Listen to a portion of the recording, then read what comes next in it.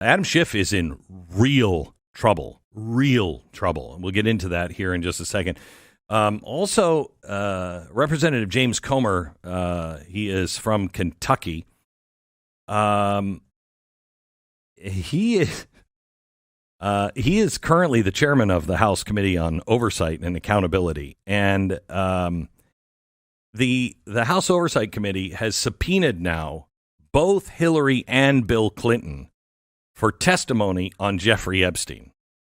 And methinks this might have been a setup the whole time, but I'm probably wrong on that because it's brilliant. You got everybody on the right or on the left saying we're gonna subpoena. Okay, well, let's start with Bill and Hillary Clinton, and they've issued the subpoenas, and let's see where this goes now. James Comer is with us now. Hello, James. How are you, sir? I'm well. Thanks for having me on. Yeah. So do I have this pretty much anything confirm or deny on this theory of mine that this is, going to work out unfortunately or in an unfortunate way with the Democrats? Well, the Democrats were, they have Trump derangement syndrome, and everything's about Donald Trump, and they had been signaling for days in an oversight committee hearing that they were going to make a motion to subpoena the Epstein files. Scott Perry from Pennsylvania, good member on the oversight committee, good Republican, he when they made that a motion, he amended it to include subpoenas for 6 former attorneys general, Republican and Democrat, as well as Bill and Hillary Clinton. And they voted for it. And the significance of them voting for that amendment, and it passed, of course, in a bipartisan manner, is that Excellent. If you normally send a former president a subpoena, the odds of that subpoena ever coming to fruition would be slim. But in this case, Glenn, they voted in a bipartisan manner, Republicans and Democrats, to subpoena both Bill and Hillary Clinton. That carries weight in court, and everyone in America wants to know what was going on at Epstein Island. It's not just a Democrat issue or a Republican issue. The Democrats want to know because they hope and pray Donald Trump had something, some liability there. But Republicans want to know, too, because we believe there was a cover-up. We believe the government knew more than what's Sure. been out there. We believe there's probably some kind of list somewhere. So I think that what happened in the Oversight Committee is going to lead us to being able to ask Bill and Hillary Clinton questions for the first time ever. Okay, so let me ask you, just to play devil's advocate and to be fair, are there plans to subpoena any Republicans or friends and associates of Republicans or friends of Donald Trump? Well, I don't guess Bill Barr is his friend, but he was one of the attorneys general. Okay. There are 2 Republican AGs that were on the list, and we'll go wherever the investigation leads. Look, this is not a partisan issue. Republicans are equally as curious and interested in what was going on in Epstein Island. I've been in Kentucky for 2 weeks now. My son plays baseball. I go to baseball fields all over the state.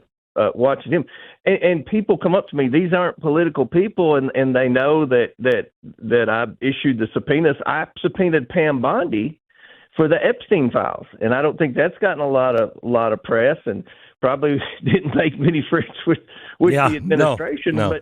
But people want to know, and that's what people are coming up to all of my colleagues, not just the Freedom Caucus guys and the ones that are on TV all the time, just the normal moderate Republicans. This is what people want to know. I mean, they're curious about Epstein, and we're serious about it as well. Well, I'm glad to hear that because I've never seen anything like it. This story's not going away. I mean, it has to be. You have to lance this boil and just drain it and let it be what it is. Based on what you've seen so far, do you believe the Clintons had knowledge of the criminal activities on the island? Well, I believe that the Clintons were very close with Epstein, and we know that Clinton went there a few times. I don't know if he went as many times as some conservative outlets have reported, but he may have gone more. I don't know, but we're going to find out. And this is a serious thing. You have 2 people that were charged, both Epstein and Maxwell. Was the government involved? Was the government spying on people that were there? Was the government turning a blind eye to the sex trafficking of underage girls? I mean, there are so many questions that every American has, and I think the fact that Clinton was there so many times, Maxwell was at Bill and Hillary at Chelsea Clinton's wedding, so obviously the Clintons thought a lot of Maxwell. So we just have questions. I'm not trying to embarrass the president or anything. We'll have to have every I dotted and T crossed if we get him in. But normally the prospect of getting a former president into a congressional committee deposition is slim to none. There have been 2 this last century that were subpoenaed by Congress, and Trump was one of them. Neither made it to Congress. But what makes this different is the Democrats voted for this too, and I think they got in trouble with Hakeem Jeffries and probably the Clintons when the committee was over, because they were so focused on just subpoenaing the Epstein files. They left their guard down for the Clintons, and that's what the Democrats have always done. They've always played defense for the Clintons and the Bidens and all the corrupt deep state. But I'm hopeful that this bipartisan vote will help us in court, because this subpoena will go to court. Make no mistake about it. And hopefully we've got good attorneys. Our attorneys that represent us in court are through Mike Johnson's office. So hopefully they'll do a good job. Do you have any concerns about the potential interference or special treatment of Ghislaine Maxwell after she's meeting with Todd Blanche, and then she gets this unusual prison transfer? Are you guys going to investigate that? Are you concerned about that?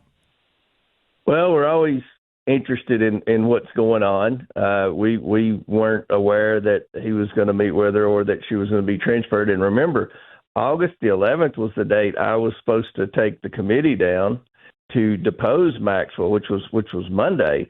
But what happened is last week her attorneys sent a letter to me saying that she wanted to wait until the Supreme Court ruled on her appeal, and which is supposed to be in September. And if we went in there before September, before the Supreme Court ruled on her appeal, she was just going to plead the 5th. So, that's a reasonable request. We're going to hope that the Supreme Court rules on her appeal, and then our committee's going down there and deposing her. I mean, we've got, I've got Marjorie Taylor Greene and Anna Paulina Luna and Byron Donalds. Everybody's interested in this, and everybody wants to participate in it. Let me change the subject on a couple of things. Yesterday, I saw this amazing video of the House being called to order and called into session. They call into session, they have prayer, they do the Pledge of Allegiance, and then they dismiss. And this is all being done so they don't have to, that it won't allow the president to do appointments when Congress is not in session, because they're saying, no, we're still in session every day, but you're not really in session. Why are the Republicans doing this? Why not just vote on the people? I don't know. That the confirmations are in the Senate, and I don't know. I read that too, and I wasn't aware of that. I think in the past they've always done that in August when we were out traveling our district. So I really don't know. That's a good question. If Republicans are doing anything to slow down Trump's confirmation, then shame on the Republicans, and we need new Republicans, because we've got to get these guys confirmed. It's already too late. Do you think home rule has a chance of being pulled back in 30 days for D.C.? I do. I do. Look, I mean, people are scared in Washington, D.C. It's a bad place. And if you look out the window, it doesn't matter what part of town.